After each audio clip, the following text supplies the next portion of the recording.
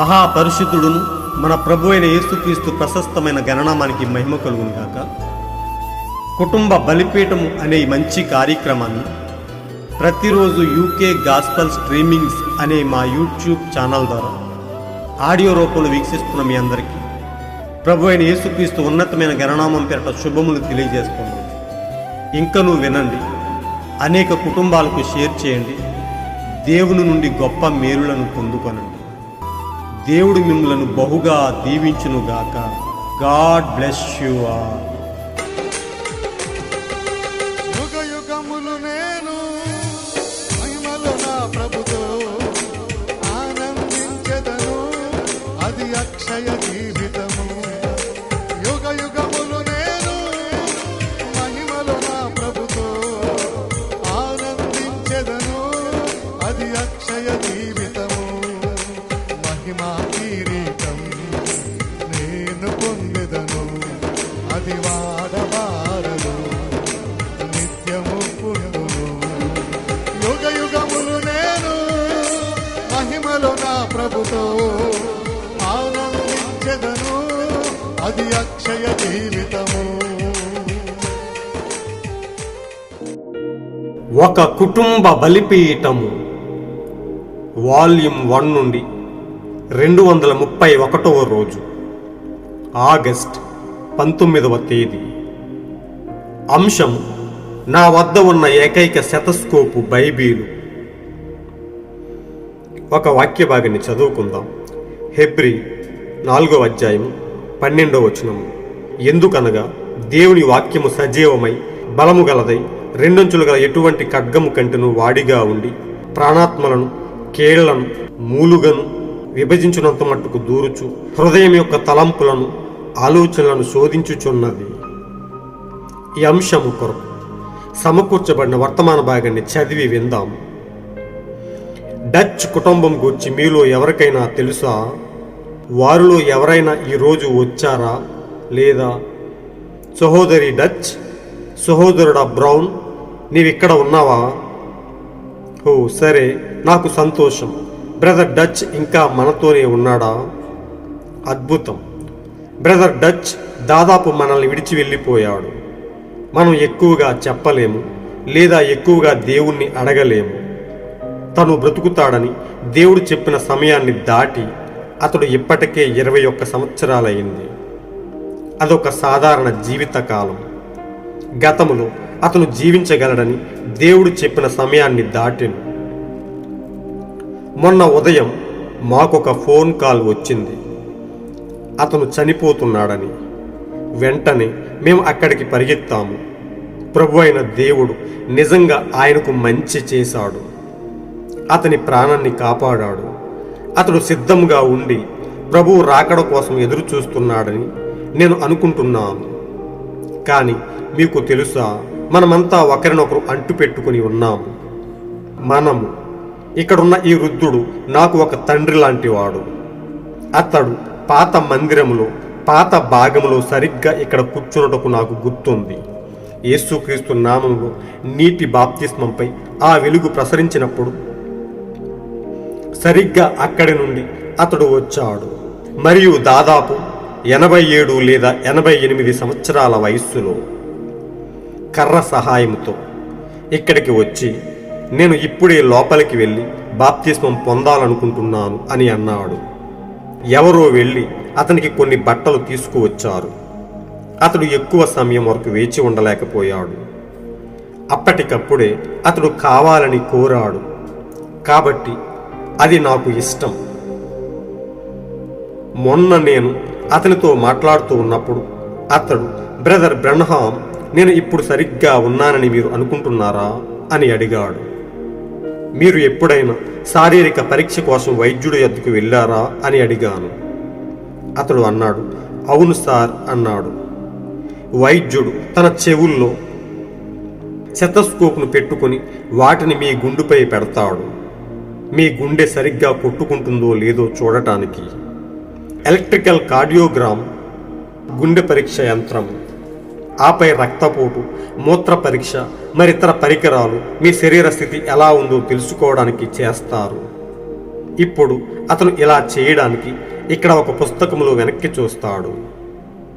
ఇక్కడ ఈ వివిధ విషయాలపై నిపుణులు ఇది జరిగితే ఇది తప్పు అని వ్రాస్తారు అని అన్నాను. మరియు నేను ఇప్పుడు నా వద్ద ఉన్న ఏకైక శతస్కోపు బైబిల్ చూసారా, ఆత్మ కోసం అని అన్నాను. మరియు నేను మీకు పరీక్ష చేయబోతున్నాను అని అన్నాను. నేను యోహాను 5వ అధ్యాయం 25వ వచనములో నా మాట వినినవాడు అని ఉంది అని అన్నాను. అది కేవలం కూర్చుని వినడం కాదు, అది స్వీకరించడం. చూసారా, దానిని స్వీకరించడం. మీరు దానిని నమ్ముతారు. మీ లోపల ఏదో అది నిజమని మీకు చెబుతుంది. మీరు దానిని అంగీకరించారు. మీరు దానిని నమ్ముతారు. అది మీది. వినినవాడు అది అప్పటికే మీది. మరియు నన్ను పంపిన వానిని నమ్మినవాడు. మీరు దానిని నమ్ముతున్నారా అని అడిగాను. నేను నమ్ముతున్నాను అన్నాడు. అయితే ముఖ్య వైద్యుడు ఏమి చెప్పారో నేను మీకు చెప్తాను. అతను మరణం నుండి జీవంలోనికి దాటిపోయాను, ఇంకను శిక్షావిధిలోనికి రాడు అని అన్నాను. నాకు తెలిసినంత వరకు గ్రంథాల ప్రకారం మీరు పరీక్షల్లో ఉత్తీర్ణులయ్యారు అని అన్నాను. దాదాపు 100 సంవత్సరాల వయసు ఉన్న ఆ వృద్ధుడు, అంతకు మునుపు అతడు అసలు ఆ సంఘానికి చెందినవాడే కాదు. కానీ ఆ వెలుగు తన మార్గంలో మొదటిసారి ప్రసరించినప్పుడు అతడు దానిని స్వీకరించాడు. అక్కడ వేయబడిన ఆ ముందు నిర్ణయపు విత్తనం. ఓ చూసారా, అవునయ్యా, వెలుగు దాన్ని తాకగాని అది చాలా త్వరగా జీవానికి వస్తుంది. దేవుని మర్మమై ఉన్న క్రీస్తు బయలుపరచబడెను అనే వర్తమాన భాగము నుండి సేకరింపబడిన ఎంతో నిరీక్షణతో కూడిన అంశం. మహా గొప్ప దేవుడును, గొప్ప పునరుద్ధాన శక్తి కలిగిన మన యేసయ్యకు, మన గొప్ప పరమ వైద్యునికి, మరణాన్ని జయించి తిరిగి లేచిన గొప్ప జయశాలికి మహిమ, ఘనత, ప్రభావములు కలుగునుగాక. ఓ ప్రియ సోదరి సోదరులారా, ఈ లోకాన్ని ఆయన ఎంతో ప్రేమిస్తూ ఉన్నాడు. ఆయన యందు విశ్వాసం ఉంచిన వారందరినీ ఆయనలో ఎల్లప్పుడూ జీవింపజేస్తూ ఉన్నాడు. ఎల్లప్పుడూ ఆయనలో చలింపచేస్తూ ఉన్నాడు. ఆయన యొక్క సన్నిధి కాంతిని ఆయన యందు విశ్వాసం ఉంచిన వారిపై ప్రసరింపజేసి ఈ లోకములో మహిమకరంగా జీవింపజేస్తూ వారిని ఆయన యందు ఉన్నతులుగా నిలుపుతూ ఉన్నాడు. ఆయన మాటకు లోబడిన ప్రతి ఒక్కరిని ఆయన యందు జీవింపజేసే గొప్ప దేవుడు ఆయన. మన జీవితంలో అలాంటి మంచి నాయకుడిని కలిగి ఉన్నందుకు ఏ హేతువు లేకుండా గొప్ప ప్రేమను చూపి మనను ఆదరించే మన గొప్ప దేవునికి మనం ఎంతో రుణపడి ఉన్నాము. ఆయనకు ఎల్లప్పుడూ కృతజ్ఞత చూపవలసిన వారమై ఉన్నాము. మనం ఈ లోకంలో బ్రతుకుతున్నామంటే, నేటికి మనం సజీవులముగా ఉన్నాము అంటే అది కేవలం ఆయన యొక్క కృప అయి ఉన్నది. మన శక్తి చేత కాదు కానీ, మన బలము చేత కాదు కానీ, కేవలం ఆయన కృప ద్వారా మాత్రమే మనం ఈ లోకంలో జీవించగలుగుతూ ఉన్నాము. ఓ ప్రియ సోదరి సోదరులారా, ప్రియ స్నేహితులారా, మనం ఎంతో ధన్యులమై ఉన్నాము. ఆయన వాక్యమందు విశ్వాసం ఉంచిన మనమందరం ఎన్నడూ మరణించకుండా ఆయనలో యుగయుగాలు జీవింపజేస్తానని ఆయన చేసిన వాగ్దానం ప్రకారము మనం ఎంతో నిరీక్షించగలుగుతూ ఉన్నాము. ప్రియ సోదరి సోదరులారా, వాగ్దానం చేసిన వాడు నమ్మదగిన వాడై ఉన్నాడు. అలాంటి మంచి దేవుణ్ణి బట్టి మనం ఎంతో ధన్యులమై ఉన్నాము. ఆయన జీవం కలిగిన దేవుడు, మనలో ఎల్లప్పుడూ తన జీవాన్ని నింపి మనలను కూడా జీవింపజేసి గొప్ప దేవుడై ఉన్నాడు. ప్రియ సోదరి సోదరులారా, మనం చదువుకునే అంశంలో దాగి ఉన్న కొద్ది భావాన్ని తెలుసుకుందాం. నా వద్ద ఉన్న ఏకైక శతస్కోపు బైబిల్, అదే వాక్యమై ఉన్నది.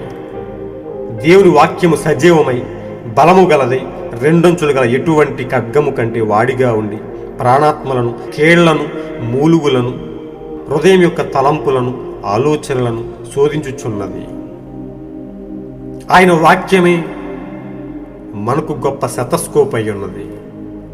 మనలో ఉన్న ప్రతి వ్యాధిని, ప్రతి బలహీనతను, ప్రతి రుగ్మతను, పాపమనే ప్రతి వ్యాధిని తెలియజేసేదిగా, మన ప్రాణాత్మ దేహములను, మన కేళ్లను, మూలుగులను విభజించి లోతైన విషయాలను హృదయం యొక్క తలంపులను, ఆలోచనలను బయట పెట్టేది, ప్రతి వ్యాధిని తెలియజేసేది, ఒక మనిషికి పట్టిన వ్యాధిని, రుగ్మతను తెలుసుకునేదిగా ఉన్నది. ఆ వాక్యమే ఒక స్టెతస్కోప్గా ఉన్నదని, ఒక సాధారణ మనిషికి ఒక వైద్యుడు, ఒక హాస్పిటల్లో చేసే వైద్యులు, ఒక హాస్పిటల్లో చేసే పరీక్షలు ఏ విధంగా అయితే ఆ మనిషిలో ఉన్న వ్యాధిని కనుగొంటాయో, అదే విధముగా ఒక మనిషికి ఉన్న పాపమనే రోగము, ఆ మనిషిలో ఉన్న వ్యర్థమైన తలంపులను, హృదయ ఆలోచనలను, సమస్తాన్ని బయట పెట్టేదిగా ఉన్నది. ఆ వాక్యమే నాకున్న ఏకైక స్టెతస్కోప్ అని ప్రవక్త చెప్తూ ఉన్నాడు. ఇక్కడ మనం చదువుకున్న అంశంలో డచ్ కుటుంబం గురించి, బ్రదర్ డచ్ గురించి ఆయన మాట్లాడుతూ ఉన్నాడు. ఒక వృద్ధుడైన ఆయన, దాదాపు 100 సంవత్సరాలు కలిగిన ఆయన గురించి ఆయన మాట్లాడుతూ ఉన్నాడు. డచ్ దాదాపు మనల్ని విడిచి వెళ్ళిపోయాడు. తాను బ్రతుకుతాడని దేవుడు చెప్పిన సమయాన్ని, అతని కొరకు మనం చేసిన ఎంతో ప్రార్థనను బట్టి, మనం దేవుని అడిగిన విధానాన్ని బట్టి, దేవుడు మనకిచ్చిన ఆ వాగ్దానము, తాను బ్రతుకుతానని దేవుడు చెప్పిన సమయాన్ని దాటి అతడు ఇప్పటికే 21 సంవత్సరాలను దాటి ముందుకు వెళ్ళాడు. ఆయనను గూర్చి మనం ఇంకా ఎక్కువగా అడగటం మంచిది కాదని, ఆయన పట్ల దేవుడు ఎంతగానో కృప చూపాడని, దేవుడు అతడు చనిపోతాడని చెప్పిన దానికంటే ఎక్కువ ఆయుస్సుని అతనికి ఇచ్చాడని మనం చదువుకున్నాము. గతంలో అతను జీవించగలడని దేవుడు చెప్పిన సమయాన్ని దాటిన మొన్న ఉదయం మాకొక ఫోన్ కాల్ వచ్చింది, అతను చనిపోతున్నాడని. వెంటనే మేము అక్కడికి పరిగెత్తాము. ప్రభు అయిన దేవుడు నిజంగా ఆయనకు మంచి చేశాడు, అతని ప్రాణాన్ని కాపాడాడు. అతడు సిద్ధంగా ఉండి ప్రభు రాకడ కోసం ఎదురు చూస్తున్నాడని నేను అనుకుంటున్నాను. ఓ ప్రియ సోదరి సోదరులారా, మనమంతా ఒకరినొకరు అంటు పెట్టుకుని ఉన్నాము. ప్రభు కొరకు ఎదురు చూస్తూ ఉన్నాము. ఆ వృద్ధుడైన డచ్ గురించి ప్రవక్త కొన్ని విషయాలు మాట్లాడుతూ, అతడు ఉన్న పాటున బాప్తిస్మం తీసుకోవడానికి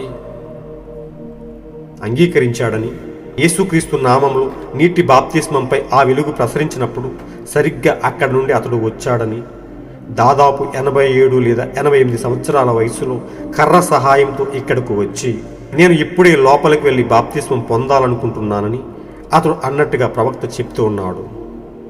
అతడు ఎక్కువ సమయం వేచి ఉండలేకపోయాడు. ఉన్న పాటున దేవునికి సమర్పించుకుని ప్రభు అయిన యేసుక్రీస్తు నామంలో బాప్తిస్మం పొందాడని, అది ఎంతో మంచి విషయమని, అది నాకు ఎంతో ఇష్టమైందని ప్రవక్త చెప్తూ ఉన్నాడు. ప్రవక్త అంటున్నాడు, నేను మొన్న అతనితో మాట్లాడుతున్నప్పుడు అతడు, బ్రదర్ బ్రన్హామ్, నేను ఇప్పుడు సరిగ్గా ఉన్నానని మీరు అనుకుంటున్నారా అని అడిగాడని. అయితే ప్రవక్త అన్నాడు, మీరు ఎప్పుడైనా శారీరక పరీక్ష కోసం వైద్యుడి ఎదుకు వెళ్ళారా అని అడిగానని. అతడు అవునని చెప్పాడని. వైద్యుడు తన చెవుల్లో స్టెతస్కోప్ పెట్టుకొని వాటిని మీ గుండెపై పెడతాడు, మీ గుండె సరిగ్గా కొట్టుకుంటుందో లేదో చూడటానికి. ఎలక్ట్రికల్ కార్డియోగ్రామ్ అంతేకాదు కానీ ఆయా ఇతర పరీక్షలను చేసి తనలో ఏ వ్యాధి దాగి ఉందో బయట పెట్టడానికి ఆ పరికరాలను ఉపయోగించి, ఆ స్టెతస్కోప్ను ఉపయోగించి పరీక్ష జరిపిస్తాడని. అయితే అది ఈ లోక సంబంధమైన, ఈ భౌతిక సంబంధమైన జ్ఞానమై ఉన్నదని, అది కొంతవరకే మనిషిని నయం చేయగలుగుతుందని ప్రవక్త యొక్క భావమై ఉన్నది. ప్రవక్త అంటున్నాడు, మరియు నేను ఇప్పుడు నా వద్ద ఉన్న ఏకైక స్టెతస్కోపు బైబిల్. చూసారా, ఆత్మ సంబంధమైన విషయాల కోసం ఈ భూమి మీద ఈ భౌతిక శరీరం శిథిలమైపోయినప్పటికీ, ఈ వ్యాధుల గుడారము ముగించినప్పటికీ మనం ఎల్లప్పుడూ క్రీస్తులో జీవించగలుగుతామని, మనం ఎన్నడూ చనిపోమని ఆయన మనకు వాగ్దానం చేసిన దాన్ని బట్టి మనం నమ్ముతూ ఉన్నాము. ప్రవక్త అంటున్నాడు, ఆత్మ సంబంధమైన విషయాల కోసం, ఆత్మకు పట్టిన పాపమనే రుగ్మతను తెలుసుకోవడానికి నా దగ్గర వాక్యం అనే స్టెతస్కోపు ఉన్నదని ప్రవక్త చెప్తూ ఉన్నాడు. ఆయన అంటున్నాడు, నేను మీకు పరీక్ష చేయబోతున్నాను. ఇది భౌతిక సంబంధమైన పరీక్షలు కాదు కానీ ఆత్మ సంబంధమైన పరీక్షలు. నీవు దేవుని రాజ్యానికి వారసుడుగా అవుతావో లేదో నేను పరీక్షించి చెబుతానని, నా దగ్గరున్న వాక్యం అనే స్టెతస్కోప్తో పరీక్షిస్తానని ప్రవక్త చెప్తూ ఉన్నాడు.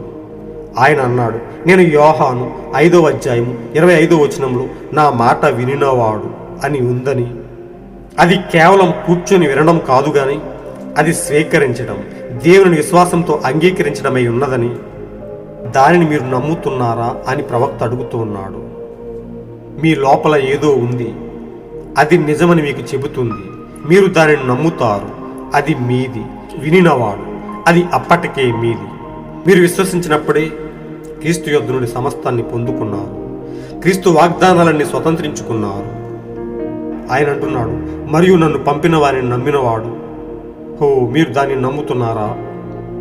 నేను నమ్ముతున్నానని అతను చెప్తున్నాడు. నా యందు ఎవరైతే విశ్వాసం ఉంచుతారో వాడు ఎల్లప్పుడూ బ్రతికి ఉంటాడని, నాలో జీవిస్తూ ఉంటాడని దేవుడు తన వాక్యం ద్వారా తెలియపరుస్తూ ఉన్నాడు.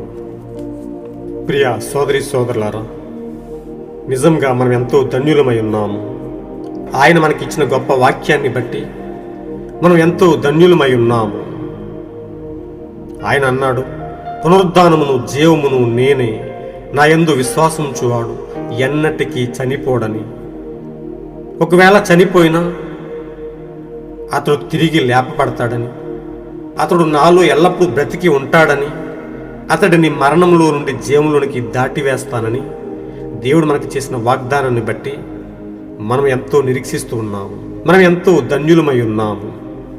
ఈ భూమి మీద ఈ భౌతిక యాత్ర ముగించినప్పటికీ మనకు ఒక గొప్ప నిరీక్షణ కలిగి ఉన్నాము. ఒక దినాన మనకిచ్చిన ఈ వాక్యము ద్వారా మన జీవితాలను, మన ఆత్మను ఆ వాక్య శరీరములో ఉంచబోతూ ఉన్నాము. ఆ పునరుద్ధాన కాలమందు మనం ఆయనలో మహిమ శరీరం ద్వారా ఎదుర్కోబోతూ ఉన్నాము. అలాంటి గొప్ప నిరీక్షణను బట్టి ఈ భూమి మీద ఈ వ్యాధుల గుడారము, ఈ మట్టి శరీరము శిథిలమైపోయినా కానీ మనకు ఏ భయము లేదు, మనకు ఏ చింత లేదు, మనకు ఏ వేదన అవసరము లేదు. మనము నిరీక్షణ కలిగిన వారమై ఉన్నాము. ప్రియ సోదరి సోదరులారా, ప్రియ దేవుని బిడ్డలారా, దేవుడు మనకు ఎంతో గొప్ప వాగ్దానాలను ఇచ్చాడు. ఆయన మనకిచ్చిన గొప్ప వాగ్దానాలను బట్టి, గొప్ప వాక్యాన్ని బట్టి, మన కొరకు పంపబడిన దీనుడైన ప్రవక్తను బట్టి, మనకిచ్చిన ప్రతి వర్తమాన భాగాన్ని బట్టి మనం ఎంతో కృతజ్ఞులమై ఉన్నాము. మనకి ఇవ్వబడిన గొప్ప వాక్యాన్ని మనం ఎల్లప్పుడూ విశ్వసిస్తూ, మనం కేవలం వినువారుగా మాత్రమే కాక వాక్యాన్ని మన జీవితాలకు అన్వయించుకుంటూ, ఆ వాక్య ప్రకారం జీవిస్తూ యథార్థముగా మన జీవితాలను ఆయనకు సమర్పించుకుందాం. జీవింపజేయు శక్తి కలిగిన వాడు ఆయనే, మనల్ని చలింపచేయు శక్తి కలిగిన వాడు ఆయనే అయ్యున్నాడు. ఆయన ప్రణాళికలు, ఆయన ముందు నిర్ణయంలో ఉన్న ప్రతి ఒక్కరికి ఆయన వెలుగును ప్రసరింపజేసి ఆయనలో జీవాన్ని పొందుకోవడానికి ఆయన ఎంతగానో ఎదురు చూస్తూ ఉన్నాడు. మనము ఆయన ముందు నిర్ణయంలో ఉన్న విత్తనము అయితే నిశ్చయంగా ఆయన మనలను తన జీవంతో నింపబోతూ ఉన్నాడు. తన వెలుగును ప్రసరింపజేసి మనల్ని బ్రతికించబోతూ ఉన్నాడు. అలాంటి గొప్ప దేవుణ్ణి బట్టి, మనకివ్వబడిన గొప్ప వర్తమానాన్ని బట్టి, గొప్ప వాక్యాన్ని బట్టి మనం ఎల్లప్పుడూ ఆయన కొరకు ఎదురు చూస్తూ మన జీవితాలను పూర్తిగా ఆయనకు సమర్పించుకుని ఆయన కొరకే ముందుకు సాగిపోదాం. ఆ వాక్యమని గొప్ప శతస్కోపును మనం ఎల్లప్పుడూ కలిగి ఉందాం. మన జీవితాలకు పట్టిన ప్రతి వ్యాధిని, పాపమనే ప్రతి రోగాన్ని వాక్యమనే శతస్కోపు ద్వారా తెలుసుకుంటూ మన జీవితాలను క్రీస్తు కొరకు పూర్తిగా సంసిద్ధం చేసుకుందాం. అలాంటి గొప్ప కృపను దేవుడు మనపై మెండుగా ఉంచి, మనలను స్థిరముగా ఉంచి అంతం వరకు తన పరిశుద్ధాత్మ చేత ముద్రించునుగాక. God bless you all. ఈరోజు మీరు చదవలసిన అనుదిన వాక్య పఠనం కీర్తనలు 103, 104 అధ్యాయములు మరియు 1 కొరింథీ 2వ అధ్యాయము. మీరు విన్న ఈ అంశాన్ని అనేక మందికి షేర్ చేయండి. దేవుని ఉన్నతమైన సత్యాన్ని, ఆయన అమూల్యమైన వాక్కులను అనేక మందికి పంచి దేవునిలో గొప్ప నిరీక్షణను కలిగించండి. దేవుని వాక్యమే మనకు శతస్కోపుగా ఉపయోగపడుతుందని అనేక మందికి తెలియపరిచి గొప్ప విశ్వాసాన్ని నింపి, గొప్ప నిరీక్షణను వారిలో కలిగించి దేవుని నిత్యరాజ్యానికి వారసులుగా తీర్చిదిద్దండి. దేవుడు మిమ్మల్ని బహుగా దీవించునుగాక. ఆమేన్. ఒకే ఒక్క దేవుడును, గొప్ప పునరుద్ధాన శక్తి కలిగిన మన యేసయ్య యొక్క కృపా కాపుదల, ఆయన యొక్క అన్యోన్య సహవాసము, ఆయన యొక్క పరిశుద్ధాత్మ యొక్క నాయకత్వము మనతో ఎల్లప్పుడూ ఉండి మనలను జీవింపచేయునుగాక, మనలను చలింపచేయునుగాక, ఆయన కొరకు మనల్ని యథార్థముగా బ్రతికింపచేయునుగాక. షాలోమ్.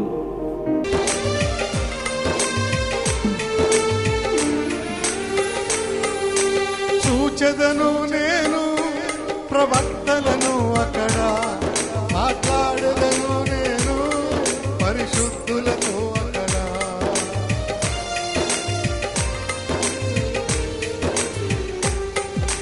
చూచెదను నేను ప్రవక్తలను అక్కడ, మాట్లాడదను నేను పరిశుద్ధులతో అక్కడ. ఏడ్చెదననుకొనినా అది ప్రేమ రాజ్యము, అది ఏ పరలోకం. యుగ యుగములు నేను మహిమలో నా ప్రభుతో ఆనందించెదను, అది అక్షయ జీవితము.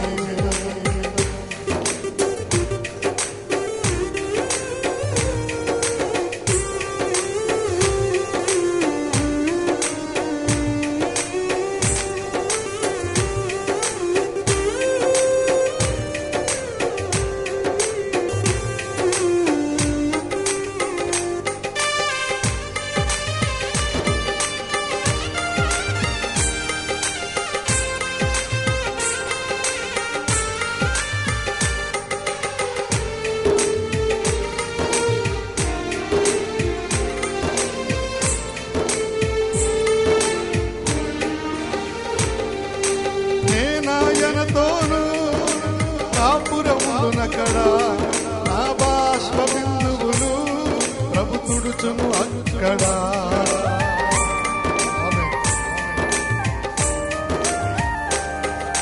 నేనాయనతోను కాపురమునకడ నా బాష్ప బిందువులు ప్రభు తుడుచును అక్కడ. మరణము దుఃఖములు ఉండవు అక్కడ, వ్యాధులు బాధలు ఉండవు అక్కడ. యుగ యుగములు నేను మహిమలో నా ప్రభుతో ఆనందించెదను, అది అక్షయ జీవితము. యుగ యుగములు నేను మహిమలో నా ప్రభుతో ఆనందించెదను, అది అక్షయ జీవితము. మహిమా కిరీటం నేను పొందెదను, అది వాడవారను నిత్యము ఉండును. యుగ యుగములు నేను మహిమలో నా ప్రభుతో ఆనందించెదను, అది అక్షయ జీవితము, అది అక్షయ జీవితము, అది